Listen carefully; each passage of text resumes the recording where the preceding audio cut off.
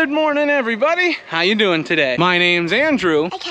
I'm Matt. I'm Grandpa. I'm Tracy. I'm Daniel. And we're some of the Veggie boys. Hey, girls. And we'd like to thank you for stopping by. If you're new here, please consider subscribing because we can grow a lot of stuff on the farm, but one thing we can't grow is this channel without your help. Guess where we are? We're at the farm. Are you excited to be at the farm? Yeah. Now that Callie and I are here at work, we're gonna jump right in and start helping Matt. He already got the floor swept and he's starting to pull stuff out of the cooler. So I'm gonna get these tables wiped off and sanitized, and then we'll focus on getting the rest of the farm market set up.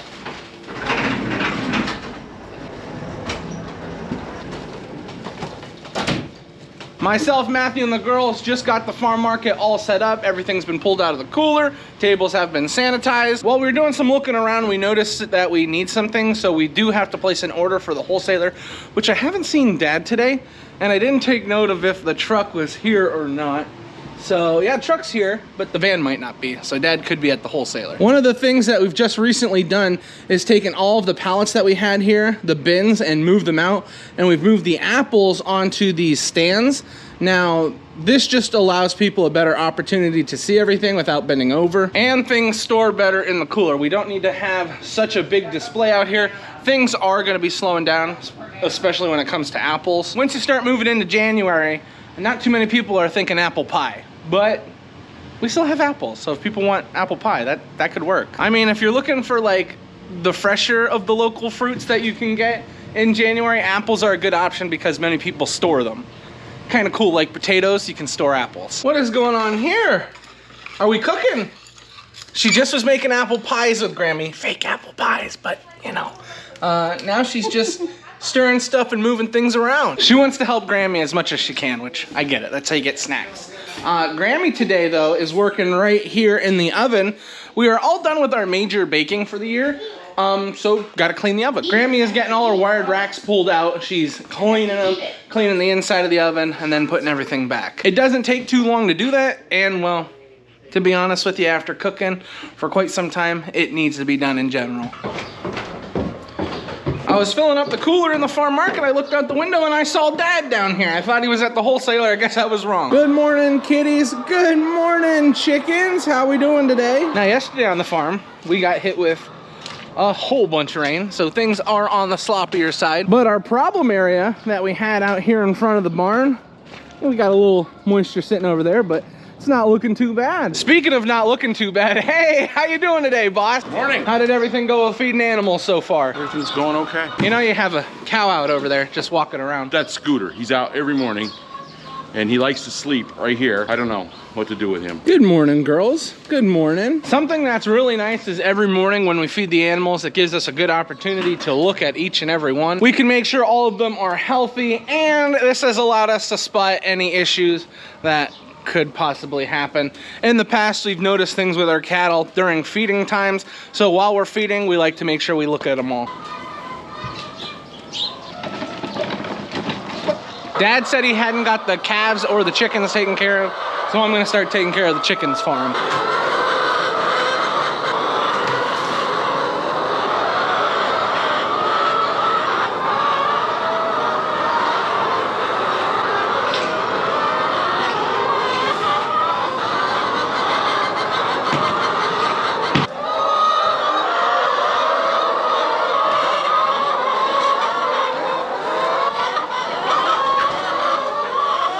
As you can see with the older batch of hens that we have, there's much less chickens in there. Many of you were probably curious how everything went at the auction. It went really well. Dad said when he showed up, people like swarmed the truck wanting to look at the chickens, so that made him happy. He felt like he had prize chickens, which I think we do. Our chickens are pretty great.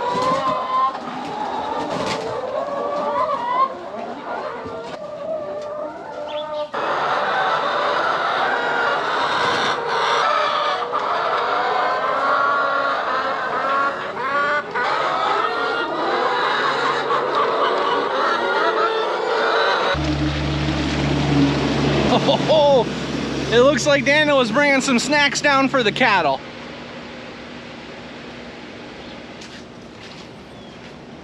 Now, I can't remember if I got much of it, but Joel and Gavin were working on detailing the tractors yesterday. They did a really nice job. They got this tractor cleaned out. They wiped down a few things. It just looks like a brand new piece of equipment in here. You know, besides the back door being missing. But I think they ran out of window cleaner for the 100. Joel likes to go all out, and he was a little upset that he couldn't get the windshield done, but that's okay. He said he'd get it later. Once we get done with the year, we do like to give the equipment a good once over, clean it up really nice, get all the trash taken out of it. And Joel and Gavin did a fine job with that. This is the 100. I think it looks pretty good. You know, we've had people in the past ask us, why don't we just put a new back window in this tractor? And that's because we've broken like 3 of them. The transplanter that we use, when you pick it up, it has a tank on the back, and we would just get distracted. We'd be in the zone, planting tomatoes, planting peppers, whatever it was. And when you pick the transplanter up too high, it would just shatter the glass. So this is our transplanting tractor, so we don't really need a back window. Animals are now all finished for the morning. I can see them over here. They're really enjoying all that stuff that Daniel just brought down. We do need to bag a few potatoes for up in the farm market, so I'm gonna get the lights turned on in the potato storage. There we go, lights are now on. Daniel's in there, he's got the door open. He says it's enough light, but I like having the lights on. See, Daniel, look how much more light it is with the lights on. I can't tell the difference. Now we do have a fan on our potatoes. When you wash them, you don't want them to stay wet for too long. So this fan helps to push air down through all the little crevices. As you can see, Daniel's been making some good progress. So as he keeps bagging, I'm gonna sew up the bags.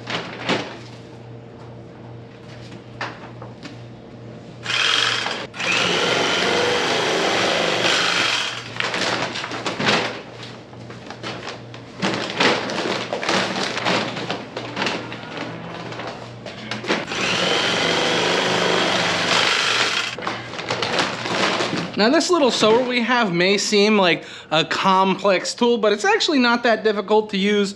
It does help when you've been using it since you were like 6 years old. We've gone through a few bag sewers in my day. This is one of the nicest ones we've ever owned. But there have been multiple times where I've sewed my shirt, sewed my pants, you know, sewed a finger up in a bag. You just gotta be careful. Like I said, it's kind of easy to use. I mean, I'm using it. It is funny though, when you're working and your dad comes up behind you with it and then sews your shirt to a potato bag. I've seen that happen. I've also been using it, got my shirt stuck in there and sewed my shirt to a potato bag before. I think I fixed like a pair of pants one time. I ripped and then I fixed them with a bag sewer. It's just a cool piece of equipment that you can use in multiple ways. It's a little light. There you go.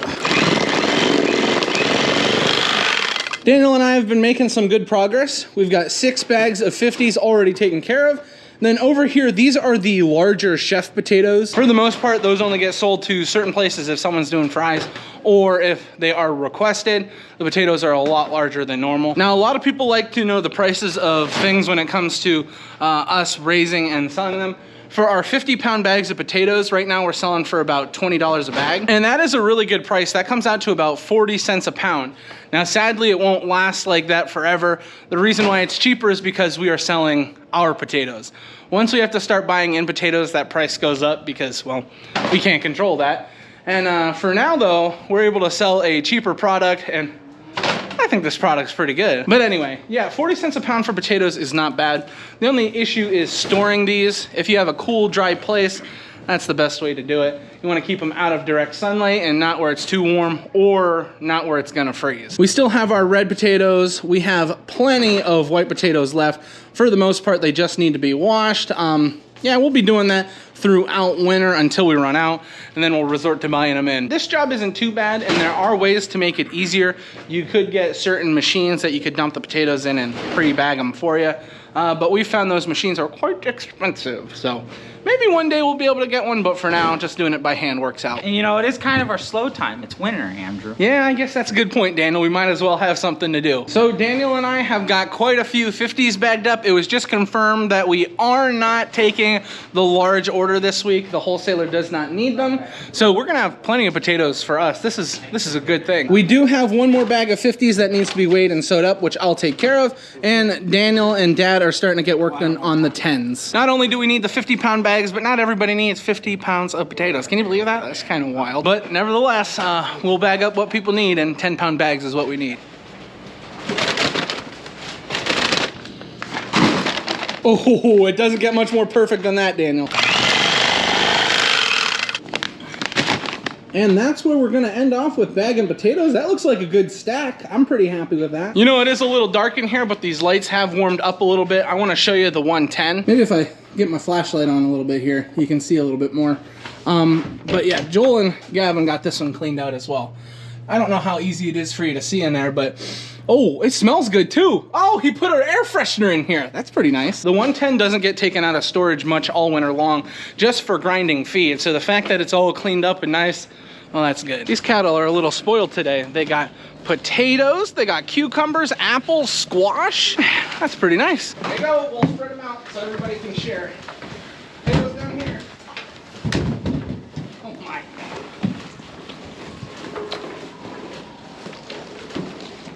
Just listen. Hear the sounds. Sounds like being at my dinner table, or I should say the farmhouse dinner table. Okay, maybe it's not that loud at the farm dinner table, but it sounds pretty close. Hey, you guys knocked out all your squash. Just when I thought that was all the snacks that we had for the cattle, Dad had some more apples that had went bad, and I have some peppers that went bad. Here you go, guys. I'll add a little color to that diet. Eat your colors. They don't know what to think of those yellow peppers. Oh, he ate one. Now they're all going for it. Dad is carrying up some potatoes, and I have you guys sitting on a box of eggs. Here. Wow, what are you building, Callie? A tower? Tower. We could do this. Oh, put the chicken on top. Oh no! Oh no! Oh, oh, carefully. Yay! It worked. What sound does the chicken make? No, that's a duck. What sound does a chicken make? Cock-a-doodle-doo. So we've got a lot going on here in the back room. We've got Callie building towers and then knocking them over. Mom and Aunt Rhonda are working on a few things. And then Matthew, Daniel, and I are looking through seed. What? It's already time to look through seed? Yes, it is. Not only do we have that, but there's some deer jerky back here. So that's quite fun. Yeah, we're just looking through the seeds, seeing what we have. It is getting to the time where we have to start placing orders. So this is when we need to look and see what we are low on and what we want to try this year. And what are you looking through, Matt? This is the Mid-Atlantic production guide for a lot of produce that we raise. So like it's pretty nice. It has a lot of different varieties of potatoes and stuff in here, which and it gives you ideas of what they're good for, which is nice for us because when you look through a catalog, there is a ton of different stuff, like more than you can ever imagine. But what is good for your area? Because a tomato that does really well in Tennessee or a potato that does really well in Georgia is not going to do very well here in Pennsylvania. So it's nice to have something that's a little bit more local, and this does really well for us. And it also has recommendations on how much nitrogen you need for a certain thing. Like right now I'm looking at potatoes, how much nitrogen you need, how much phosphorus you need, how much potassium you need, depending on the levels that you have in your field. So like if you are low on potassium, how much you might need. If you're high on potassium, how much you might need. It's a really nice reference for us because we've been doing this a long time. And a lot of this we know, but sometimes you don't always know it off the top of your head. So it's nice to have a reference to go back and look at to make sure that you're not doing anything too out of whack. And this is the commercial grower guide. I'm sure you could find something for like home gardening. This does go into a lot of the numbers that maybe would not affect you too much at home. Like how much fertilizer you need for like an acre of tomatoes. Yeah, so that's something we like to look at. It's the 2022-2023 guide. We got this through Penn State. If you wanted the hard copy, it was like 25 bucks. But this one was free because it was online. I'm sure you could find something for home growers kind of similar to this. But it works out pretty good for us, and it also helps when we're ordering things and keeping track. So, you know, this is what we like to do. Gather together as a family around the bucket of deer jerky, eat deer jerky, and look at seeds. And this is just what you do in wintertime. Hey, there's our sweet corn, Montauk. That's a good sweet corn. We raised this right here. What are compartment tomatoes? They're like the ones that they're small and they grow on like a cluster. Oh. And there's like a bunch of them. And you just pick the cluster, you know? Uh-oh, who's yelling? Callie started this new thing every time she walks in the room. She'll be like, oh, my belly hurts. There's 2 babies. Like, no, mommy has 2 babies. You do not have 2 babies. This is where it can get confusing for some people. Like, looking at all this cabbage. Can we plant Thunderbird? Thunderbird tomatoes? Yeah. I'd be down. Look at all this cabbage here. and it can be confusing. But that's why it's important to do your research. Pretty nice in this catalog. We don't grow any of these varieties right here. But usually if it's in the catalog, it's pretty nice. So what type of seeds are we focusing on right now? We're doing broccoli right now. Not just broccoli, but all of the cole crops is what we're getting focused on. Beets. Wow. Drop the beets. That'll start the way. You seem happy. I think these are yours. Goodness, how weird I was looking for them. There you go. Now you can see. Did you want the broccoli first, or what did you? Yeah, we're doing broccoli. Okay, I have Right here for now. Imperial broccoli, Lieutenant broccoli, Yeah, we'll put it right here. Emerald Crown. Imperial? Imperial. That one is 102. 102 day. Okay, which are these are better for the summer? Which are better for the fall? Imperial is for warm. Thank you, Andrew. So there's a few reasons why we like to do this all together. One is so that everybody knows what's going on. So we know what's going on with all the orders.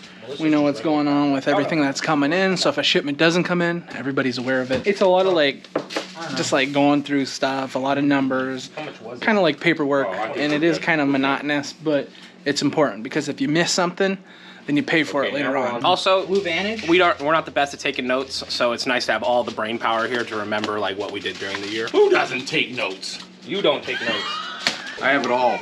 Right here. Yeah, that's the problem. We can't get it out sometimes. And right under this catalog, we have our book of everything that we seeded for 2023 and 2022, 2021. This one goes back pretty far, 2019.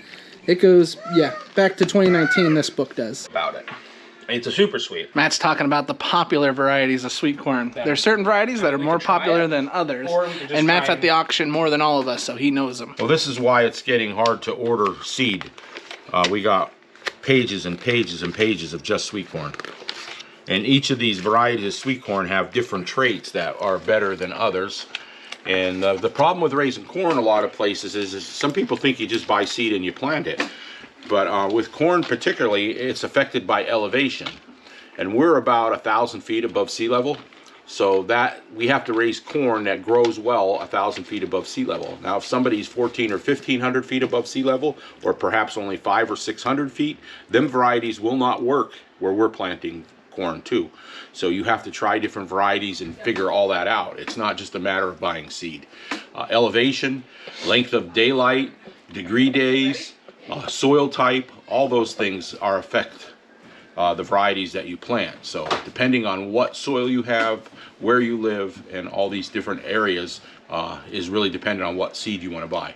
Because the seed is very expensive and you don't want to be planting something that's not going to work for you. And one seed might work for a certain area and you'll still be able to grow sweet corn, but it won't be as successful. So that's... We gotta keep that all in mind when we're ordering too. Well, that is where we're gonna be stopping with seed stuff for the day. Grammy has got dinner ready. What do you got, Grammy? Kabasi. Ooh, kibasi, and then we got some peppers and onions. And then Callie is over here. What are you eating, Callie? Oh, Pop-Pop's washing your hands. Callie is having noodles. After we got finished with lunch, I brought Callie home. Callie is now going down for a nap. We had a few more things we were doing at the farm. We got them basically all taken care of, so there's not too much going on.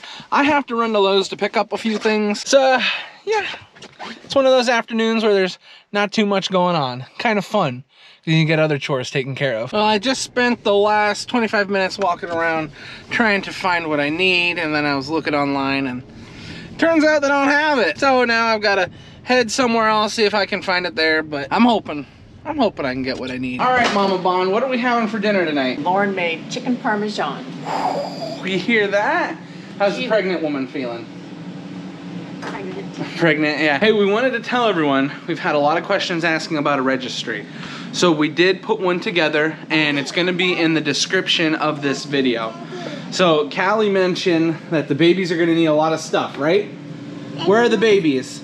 Their mommy's birthday. Yes, they are. We let Callie pick out some of the things we put on there. She's a big help. But just something I want to mention, nobody has to buy anything. It's just if somebody wants to. I'm not asking. I don't want it to come off that way, but a lot of people have asked what they could do. So we put the registry there for anybody that wants to do something. Nobody has to, just if anybody wants to. So you can check that out if you'd like, and Thank you guys so much for all you do. We're gonna get ready to sit down and eat dinner. So that means this is where we're gonna end the video today. I'd like to thank everyone for watching, and I hope to see you next time. Bye-bye. Bye-bye.